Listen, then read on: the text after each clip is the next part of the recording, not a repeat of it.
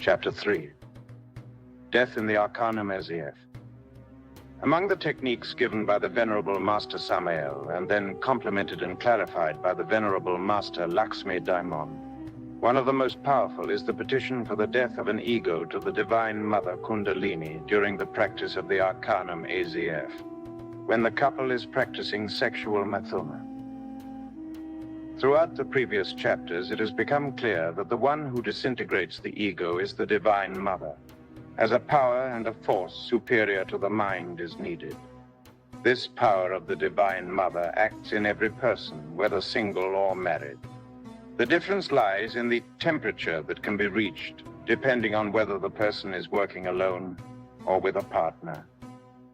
Many times we have seen single brothers and sisters express great concern over the fact that they cannot practice sexual alchemy. The Arcanum A.Z.F, they feel and think that not having a partner is an obstacle or delay in the great work. However, it is important to clarify at this point that the VM Samael states that a single person who does not practice the Arcanum A.Z.F can still make significant progress in psychological death.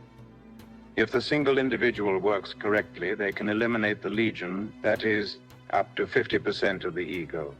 The VM Samael uses the term legion to refer to the part of the ego that arises from the heads of the ego, which, as we know, are 7. These can be synthesized with the initials SPALG, sloth, pride, avarice, wrath, lust, gluttony, envy. The term legion originates from ancient Rome, where a Roman legion was the basic military infantry unit, consisting of 4,200 men, later increasing to between 6,000 and 6,300 soldiers, including cavalry. By using the term legion, VM Samael emphasizes that the ego comprises thousands of sinister characters who fight to control the battlefield, our own body, through the various psychic centers of the human machine. When a master was asked, "How many egos does a person have, more or less?" the master replied that if the individual is not particularly wicked, they have approximately 10,000 egos. From the moment I received this teaching, I realized that the preoccupation of many single brothers and sisters regarding the inability to practice the Arcanum A.Z.F was unfounded. If one succeeds in disintegrating 50% of the ego and achieving 50% free consciousness, one becomes completely distinct from common mortals. I asked myself aloud, how many people on planet Earth currently possess 50% free consciousness? Based on the answer, how valid is the preoccupation of the single brothers and sisters? Any individual who achieves 50% free consciousness would have values and faculties that are exceptionally rare on this planet. Returning to the main topic of this chapter, the death of the ego in the practice of the Arcanum A.Z.F. It is essential to clarify that in the Arcanum A.Z.F, 3 rites are performed. 1. The rite of transmutation. 2. The rite of death. 3. The rite of illumination. We will not explain these 3 rites in detail here, as they will be elaborated upon in a future book, Transmutation and Alchemy, the second factor of the revolution of the consciousness. For now, we will focus on the second rite of the Arcanum A.Z.F, the rite of death. In simple terms, this practice consists of the following. At the moment when the maximum temperature, a result of sexual fire, is reached, the practitioner must ask the Divine Mother, Devi Kundalini, to eliminate the psychological defect being worked on. The Venerable Master Samael teaches that the Divine Mother, with her sexual lance, eliminates the defect that has been previously comprehended. The Venerable Master Lakshmi revealed that the esoteric sexual lance of the Divine Mother is, in fact, the peristaltic movement of the male sexual organ. This movement occurs when an adequate temperature is reached, and always before sexual spasm. This knowledge highlights why, to kill the ego during the practice of the Arcanum, a certain level of heat is necessary for the lance to be effective. The higher the temperature, the greater the power of the lance, enabling the practitioner to confront more substantial egos. However, it is critical never to allow the water to boil over, symbolizing falling into sexual spasm. Thus, during the practice of the Arcanum A.Z.F, After the rite of transmutation and upon reaching the highest point of temperature, the rite of death is performed. Master Samael recommends that if in the couple both are Gnostics, at the moment of asking for death, each one should concentrate on her Divine Mother, and ask simultaneously, both for the defect of one, and then both for the defect of the other. To be clear, they both must ask at the same time for the disintegration of the woman's defect, for example, and then they must both ask at the same time for the disintegration of the man's defect. The VM Lakshmi Daimon explained to us that when this work is being performed, it is recommended that they both select the same ego, so that the transmigration of the ego from one body to the other cannot take place. Something we shall explain a little later on. In Chapter 6, let us transcribe a part of Chapter 43 of Pistis Sophia, where Master Samael himself explains the above-cited technique. Blessed is he who is able to die in himself, here and now. He will not then see the second death. Only by dying within ourselves, by means of conscious works and voluntary sufferings, can Pistis Sophia be liberated. The initiate who undergoes the annihilation of himself reaches total enlightenment. The initiate is voluntarily placed in an inferior grave. He needs to die. He wants to die. The Lord can perform marvels with the dead. Blessed are those who die, because they will be raised in the Lord. The name of the Lord shall be proclaimed in the sepulchres of those who die in themselves.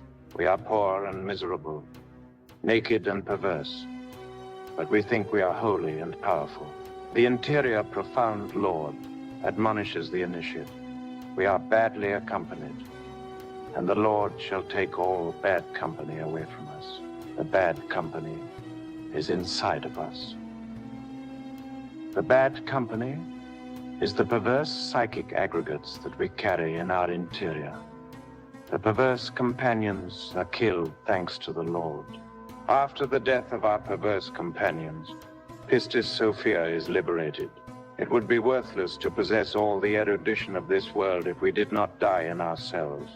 To shatter the psychic aggregates is only possible in the forge of the Cyclops during the chemical coitus. Man-woman, sexually united, are surrounded by terrible cosmic forces. Man-woman, sexually united, are surrounded by the terrible forces that brought the universe into existence. Man is the positive force. Woman is the negative force. The neutral force reconciles them both. If the three forces are directed against a psychic aggregate, it is reduced to cosmic dust. A man during chemical coitus must help his wife, taking on her psychic aggregates as if they were his. The woman must take on the psychic aggregates of the man as if they were her own. In this way, the positive, negative, and neutral forces will be directed against any aggregate properly united. This is the key to disintegrate the psychic aggregates. Man-woman, sexually united, must pray asking the Virgin of the Sea, Divine Kundalini, to disintegrate this or that psychic aggregate which was previously comprehended in depth. If the man wants to disintegrate a psychic aggregate, whether it is that of hatred, lust, jealousy, etc., he will beg the Divine Mother Kundalini, imploring her to disintegrate such an aggregate, and his wife will help him with the same plea as if the aggregate were hers. The man will also proceed in the same way with the psychic aggregates of his wife, taking these aggregates as his own. The totality of the forces of man and woman during metaphysical copulation must be directed towards the psychic aggregates of the man and towards those of the woman. This is how we shall put an end to the ego. This is the key in order to liberate Pistis Sophia. Let us not forget that during chemical coitus, man and woman united are truly an omnipotent and terrible divine androgyno. O mother of mine, O Isis, I want to die in myself, so that my soul becomes lost in the eye of Horus, resurrects in the heart of Osiris, and shines like a precious diamond on the forehead of Ra. We ask for the death of Seth. Let him die, let him die, let him die. O Isis, you who make Osiris triumph over his enemies, take into your snares also my enemies. These are the terrible red demons, the horrible entities of Seth which personify our errors. Behold, during 4 times Horus pronounces the words of potency, and his enemies, crushed, lie on the ground. I deceased. I pronounce the same words 4 times. May that my enemies be demolished and torn to pieces. Combat Seth. Comprehend your errors. Adore me. Supplicate me. I shall eliminate the horrible enemies of the night. I shall destroy them. O Isis, mother of mine Kundalini, winged serpent of light, you who make Osiris triumph over his enemies, defend me against mine in this tenebrous night, in this night of combats, in this night when the enemies of the Lord of the worlds shall be overthrown. For the unworthy, all doors are closed except one, that of repentance. To die from moment to moment is best. Study the ritual of life and death while the officiant arrives. Annihilate the interior Pharisee. To the 4 gods of death, Mesta, Hapi, Duamutep, and Kebesanuth, we render cult. Esoteric Gnostic ritual of the 3rd degree, Chapter 4, Death of the Scorpion. Although we are clear that the one who always kills the ego is the Divine Mother Devi Kundalini, there do exist some complementary variations. Technique number 4 is called that of the scorpion. To be more precise, it is that of the scorpion stinging itself and dying of its own venom. Translated in action. If at any moment one realizes that there is a powerful egoic explosion, one does not let the ego act in the physical, and in that way it dies among its own venenoscirian emanations. The VM Samael says that the energy of the ego is a loose, disordered energy, which he calls the loose cathexis. This energy has a particular vibration towards the infrared, which the master denominates with the term venenosciru. That word is composed of veneno and sciriana, which means poisonous. Obviously, this name makes us understand that it is a poisonous energy which kills. In this case, it kills the soul, the consciousness, and the spirit. This energy is inherent to the ego, and to the place where the ego itself comes from, that is, the infradimensions of internal nature and external nature. These vibrations are very heavy, composed of hydrogens of a very high atomic weight. For this reason, in this technique of the death of the scorpion, if at the moment of manifestation of an ego we are able to prevent it from expressing itself towards the exterior, it will try to express itself towards the interior. But because it cannot get out, this poisonous energy turns on itself, like a scorpion which dies when it stings its own self and becomes infected with its own venom. At this point, many brothers of the path may wonder what the difference is between the technique of death on the march, discussed in Chapter 2 of this book, and the technique of death of the scorpion. The difference lies in the intensity of the event, in the intensity of the manifestation of the ego in question, and in the intensity and amount of energy available to perform the practice. For the technique of the scorpion to work, it is necessary that the event be strong, so that there is a sufficient quantity of poison to produce some kind of death. It is also very important to clarify in the analysis of this technique that it is not a question of repressing the ego, since there can never, ever be death if there is no previous comprehension. At some point during the process of death, comprehension must be present in order to allow the essence that is trapped within the ego to be liberated, and in this way pass on to the phase of elimination. But each thing in its place and time, and all the techniques that we are studying and analyzing can be practiced in an isolated manner or together, alone or accompanied, establishing a whole, a set of tools which, when directed against the ego, does not take long to give results. Conjure the enemies of the 8 Kavirs, I shall protect you. Combat the 8 antitheses. For I am Ra, and I shall know how to protect myself. Truly no harmful influence shall be able to reach me. With the magical power of the Divine Mother Kundalini, we are protected. The circle of enchantments is powerful. We are at war against the tenebrous. To die is urgent.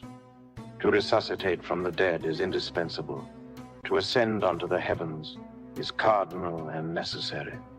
I am always on guard.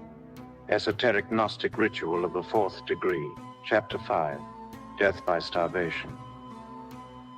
In this chapter, we have arrived at a technique or way of provoking the death of the ego that is tremendously important.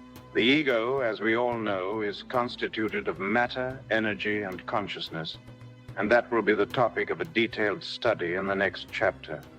But what interests us now is to, first of all, analyze the subject matter of the energy of the ego. An ego is created when an impression is not transformed correctly.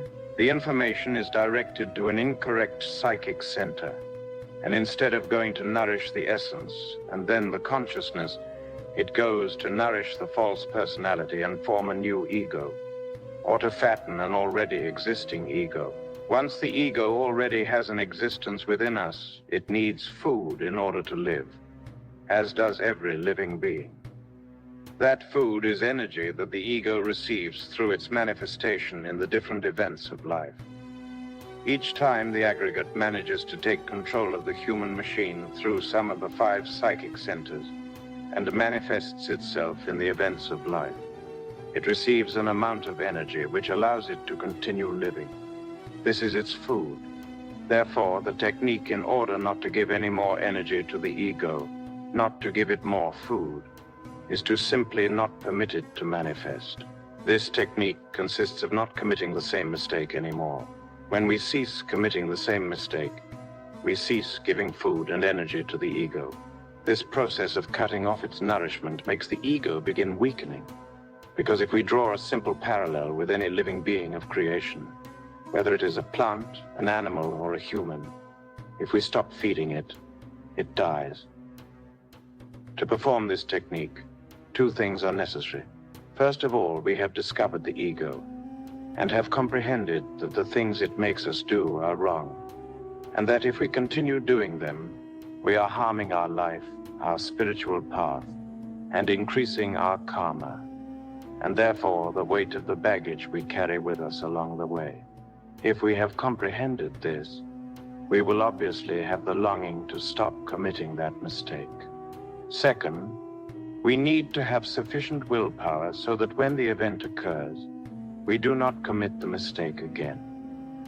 That is, do not fall into temptation or end up doing what the ego wants, because that way it continues receiving its food and goes on living. Many times we accomplish the first step, that is, we have discovered the ego, and we know that this is wrong and that we should not do it. But then, when the event comes, our willpower is less than the ego's evil will, and we end up doing what is wrong, what the ego wants, even though we know it is wrong. In other words, in this case, the will of the ego is greater than our will, and we could say symbolically that the ego defeats us. The solution consists of praying a lot to our internal being, to our Divine Mother, to our Holy Guru, and to the venerable masters of the White Lodge, so that they may help us by giving us the necessary willpower to overcome the perverse will of the ego. In 2003, we received news that the venerable Master Lakshmi was going to write a book in which he would answer all the questions that disciples from all over the planet would send him. Seizing that opportunity, I sent the Master about 15 questions, 8 of which he answered, and they are the first 8 that appear in the book, The Restored Church. We are going to transcribe question number 2 of this book, which is closely related to what we are talking about. Question: V.M. Lakshmi, what can we do when the strength of an ego is greater than our willpower? And despite the fact that we know that we are acting wrongly, we cannot control it, and it is expressed without us being able to dominate it, at least in the physical. V.M. Lakshmi's response: Brother, as you know, the ego is a force which acts on different fronts at the same time. Sometimes it acts at the instinctive level, where one does not even get to think about it. He already did it. At other times it acts at the emotional level, not being able to control the state. At other times it acts at the level of movement. I did it already. Other times it acts at the mental level. When the person fails in the attempt to control the ego, it is because he is not studying which center it comes from. Generally, the Gnostic student has the habit of studying the ego with the mind. He controls the ego with the mind. And the mind is very slow in comparison to the other centers of the human machine. For this reason, it is of vital importance to live the moment, the instant, and when being attacked, to appeal to the magical help of the Divine Mother Devi Kundalini and the internal being in order not to commit the act. Another important point in relation to the energy that the ego consumes for its survival is that being nourished by heavy hydrogens that do not exist in the physical world, in order to feed it, must take us down to its own infernos to take the energy it needs. Let us explain this phenomenon. My dimensions. I am going to share a teaching that the V.M. Lakshmi gave me when I attended the International Gnostic Missionary Course at the Monastery Lumen de Lumine in the year 1993. One day, the master arrived from Cologne, from the El Paraíso community, where he lived most of the time, and gave us a lecture he called My Dimensions. In the physical world, there should normally be 48 laws. We say that we are beings which move in 3 dimensions, or that we are 3-dimensional beings because we have 3 brains. These 3 dimensions are known as length, width, and depth, motor brain. It is the first dimension we experience. Insects, for example, perceive only this dimension, emotional brain. It is the second dimension we experience. A horse, a dog, has sensation and perception but does not see upwards. Intellectual brain. It is the 3rd dimension, or corresponds to the 3rd dimension. 7, world of the spirit, buddhi.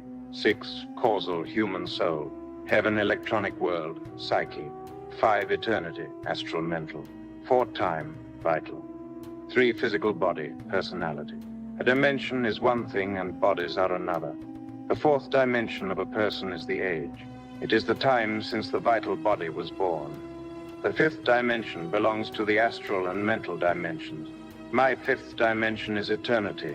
Between the 6th and 7th dimension is buddhi, which unites the causal with the being. 7 seconds after the child is born, enters the essence. The ego goes as far as the 5th dimension.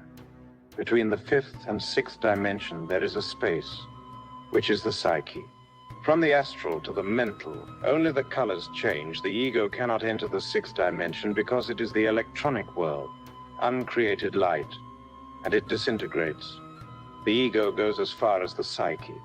It is interesting to analyze at this point the fact that the psyche, as an energetic space between the 5th and 6th dimensions, has a vehicle of expression in the physical body, which is the blood. And not simply the blood, but to be more precise, the red corpuscles. Therefore, we could say that if the ego is expressed in the psyche and the psyche is expressed in the red corpuscles, the latter would then become a vehicle of the ego. So if we apply logic, we realize that the freer the blood is of harmful substances, the more difficult it is for the ego to express itself upon. And according to this, it wouldn't be such a bad idea to perform some treatments in order to purify the blood. We are not saying that purifying the blood will kill the ego. We are saying that if we have our blood clean, it is harder for the ego to manifest and express itself. It is a matter of the density of the vehicles of expression. The V.M. Samael teaches in his book, Occult Medicine and Practical Magic, that some blood-purifying plants are, for example, sarsaparilla, gualanday, grass, ash, leaves, walnut, leaves, horsetail, fique or maguey, root, martingale, leaves and flowers. The nous atom would be the 7th dimension in us, the seat of the intimate, because the NOS atom cannot be located by using some device. To terminate the ego, one must descend to the infernal worlds. The ego has different densities related to the laws and to each of the hydrogens that are its sustenance. The master Samael refers to 9 Dantesque circles, and in one way or another we are placed there. The roots of the ego are in the abyss, and one must descend there in order to disintegrate them. In the same way as the infradimensions are circles, the superior dimensions are also circles, for the extremes touch one another. The first circle is entered through self-forgetting 96 laws. The second circle is entered through fascination. Football, novels, ninth sphere, 192 laws. The third circle is entered through mismanagement in the home, 288 laws. The fourth circle is entered through the abuse of life. The one who kills, the one who harms life, the drunkard, the drug addict. 384 laws. To the fifth circle enters he who hates, fights, quarrels. 480 laws.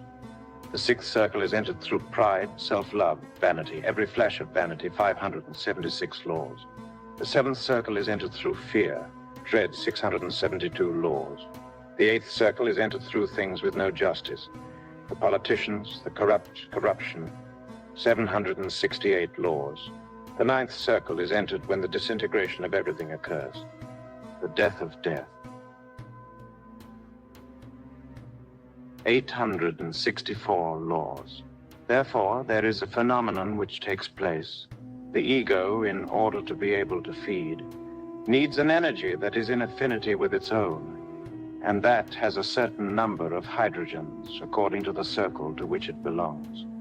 This energy that the ego needs with those heavy hydrogens does not exist in the physical world, where there should be 48 laws. This energy exists in the different infradimensions. Therefore, for the ego to be able to take it, it pulls us down to our own infradimensions through identification with some event. We go down to our own infernos, identified with an ego, and in this way it takes us to the place where it lives. It feeds on our energy through identification, and once it is fed, it releases us. It lets us go back to the physical world, and when we return, we say, "It passed." Let us illustrate this with an example to make it more comprehensible. Suppose the ego of anger needs to eat. It needs nourishment. As the ego of anger is related to the fifth circle of the abyss, the energy it needs is composed of hydrogens, which are related to the world of 480 laws. Very heavy hydrogen. Those hydrogens do not exist in the physical world, which normally vibrates at 48 laws. And I say normally because in these times cities, for example, are dominated by luciferic forces of very heavy hydrogens, much higher than 48 laws. There are great cities of the world that today may already be vibrating with hundreds of laws, with the result that in one way or another, the infernal worlds are at this moment expressing themselves in the surface of the planet, and not in the interior, as it should be. As those hydrogens that the ego of anger needs, for example, do not exist in the physical world, the solution for it to be able to feed is to lower us to the world of 480 laws. This descent takes place in a psychological way. When we become identified with some event of life and allow the ego to take control of the centers of the human machine. What occurs practically is that the person becomes angry, becomes enraged. Through some event in the physical world, he becomes identified with the ego. The ego takes control of the body, and the person psychologically falls to his own infernal worlds. Once he is down, psychologically speaking, the ego is nourished by all that venomous Kirin's super heavy energy. It feeds on the energy, and once it is satisfied, or when there is no more energy for it to take from the person, it lets him go. It lets him return psychologically to the physical world. And then the person exclaims, "The anger has passed." But it is not that it has passed. It is that the ego has already taken all the energy it needed, or it simply took all the energy there was, and has let the person return to the physical world. With this explanation, we realize that the fall to the inferno does not only occur when the person has already exhausted the 108 lives and not being interested in the path of the self-realization of the being, goes to the abyss, to involute. the fall into the abyss, into our own abysses, occurs each time we become identified with an ego. At that moment, the ego brings us down to the infradimensional circle in which it lives. In this way, we realize that in a single day, it can happen that a person visits his own infernos many times if he becomes identified many times with the ego. There is established, therefore, what we could symbolically call a game of ping-pong, of going back and forth between the physical world and our own infernal worlds, in such a way that in a single day, a person can go down and up again quite a lot of times. We have here a very detailed explanation of why, when the ego wants to take control of the human machine and wants to make us become identified, we must be in alert perception, in alert novelty, so as to not permit that identification, so that the ego does not manage to bring us down into its abysmal worlds to steal our energy and continue living within us. When I received this lecture from the VM Lakshmi in 1993, I was surprised very much by the fact that when a person is not in self-remembering, when he is not in self-consciousness, then he is already at 96 laws which correspond to the personality, and therefore he is already an inhabitant of the first Dantesque circle. The person who does not live in the third state of consciousness is an inhabitant of the abyss, of the first circle, and even lower according to how gross or strong the egoic identification is. Therefore, self-consciousness becomes necessary in order for us to be inhabitants of the physical world and have the possibility of giving the note SO, which allows us to project ourselves towards the superior dimensions, towards more occult places. It is the bridge between the physical and the internal worlds. O powerful God, you have left in the hand of the gods. You created your immense power. You dwell amongst the glorious bodies of the sons of the sun, and reunite your attributes amongst all divinities. Sex is sacred. The joys of love are terribly divine. The lance of Eros and the glass of Hermes constitute the lingam yoni of the Greek mysteries. Enjoy sexual pleasure, but reduce the animal ego to dust. Remember that in Amen Smen, the gods and goddesses adore and love each other. Glory to the sons of the sun. Glory to the solar gods. Blessed are they who have the god Horus incarnated. Blessed are they who love and serve him. Hail, hail, hail. March forward, Gnostic brothers, with a firm and determined step. Remember that our motto is the Lemma. Esoteric Gnostic ritual of the 5th degree, Charter 6, death by transfer of shells. In this chapter, we are going to describe one of the aspects of psychological death not widely known to Gnostic students, for these are teachings of the highest caliber, which throughout the history of humanity have been kept under 7 seals by the master guides for 2 reasons. The first is so that they would not be misunderstood by people who are not yet prepared for this type of teaching. When someone is not prepared to receive a teaching due to his comprehension not having reached the required level, that teaching, instead of doing him good and helping him, could cause him harm. Not all existing teachings are for us because some of them we are not able to digest. This is similar to a person eating a fish. We do not eat the whole fish. We select the part of the fish that we can digest and leave aside the parts we cannot eat, such as the bones, for example. If we were to eat the bones, they could cause us harm, or we might have a problem inside the organism. This means that not all teachings are for us. We must learn to select those we can process and leave for later certain teachings we do not understand, and which could cause us harm.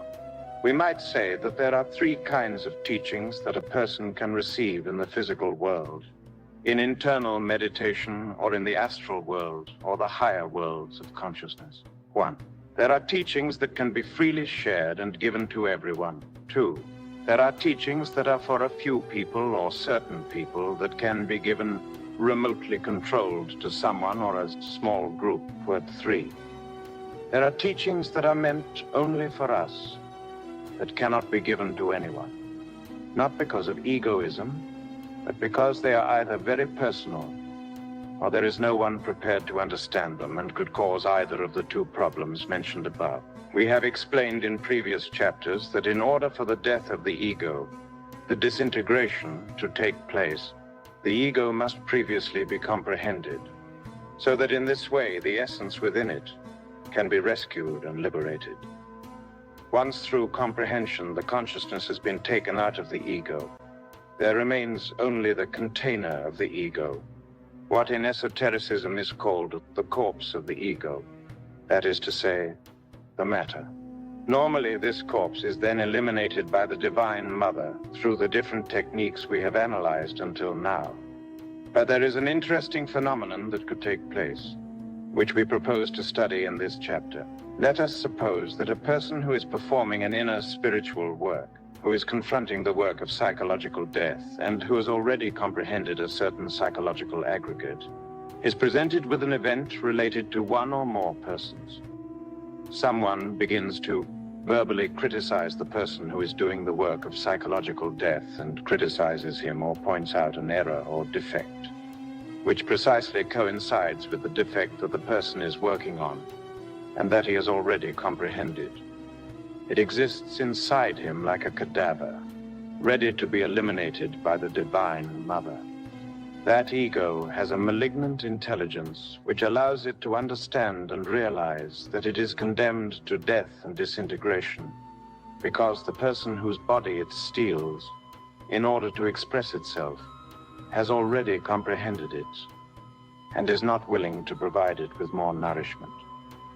It is only a matter of time before it loses its habitat and is disintegrated.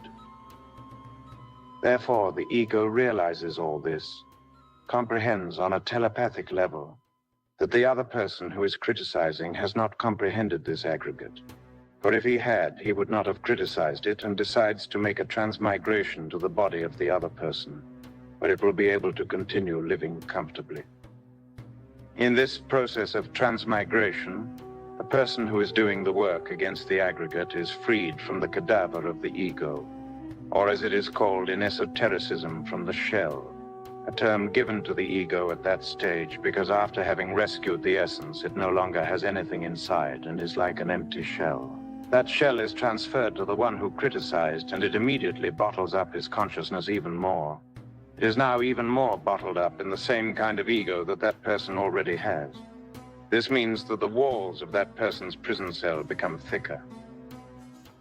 To explain this process in very simple words, we could say that he who criticizes makes a suction of the cadaver or shell of the ego of the other person which he has already comprehended. The ego is transferred from one person to another. To be more precise, the cadaver or shell of the ego is transferred. In order for this whole process to happen, there is another necessary condition that must be present at the event.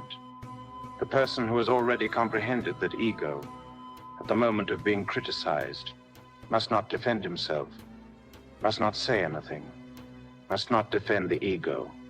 This is the technique. Because if he defends himself, or defends the ego, or starts giving explanations, at that moment, the ego immediately comprehends that it still has the possibility to continue living in that body, and therefore does not have the need to transmigrate, to change body. Here is the key. It is also very important to clarify that we are not looking for persons or people to come criticize us and thus transfer shells to them. That would not be right at all. What happens is that as the world is today, at the end of this race, in the Kali Yuga, in daily life, these situations occur naturally where there will always be someone who will criticize us or tell us how we have to do things right, or in the way he thinks is right, pointing out to us our mistakes, our defects. It is here that this very powerful technique can be applied, which consists of remaining silent in relation to what is being criticized, or to the error that is being pointed out to us. The dead do not react. The dead do not defend themselves. or they are dead. Considering all the explanations we have given in this chapter, we can now comprehend that the fact of living in a Gnostic community, of living with Gnostic brothers and sisters in a lumicial, or living in the community of a Gnostic monastery on the one hand, has the terrible advantage of having a group of brothers united in the common purpose of carrying out an inner work, and thus creating a powerful energetic vortex which favors and helps a great deal to achieve the goal. But on the other hand, it could be very dangerous, because if the psychological work is not done in the right way, as it should be, and the person starts criticizing other brothers and sisters who are working on psychological death, it might happen that the one who criticizes takes on himself the psychological aggregates of others. He is converted into something like a psychological garbage can, which would be catastrophic for that person. That is why we have also heard many times that it is difficult to live at the feet of a master, at his side, because from a distance a master illuminates, but from close he might burn. Some wise masters said that life is like a lake in which there are certain fish that eat the sediments at the bottom. The path leading to Tum is terribly dangerous. It is surrounded by frightful precipices and subtle and violent obstacles of dreadful fatality. Do not submit my son Horus to any more abuse. He will not spare any efforts in the name of Tum. Yet I suffer too much watching him who should not suffer to suffer. You know that. It is not just to subject the Lord to so much abuse. The gods emerge from the abyss and are lost in the bosom of the eternal common cosmic Father. Gnostic esoteric ritual of the 6th degree.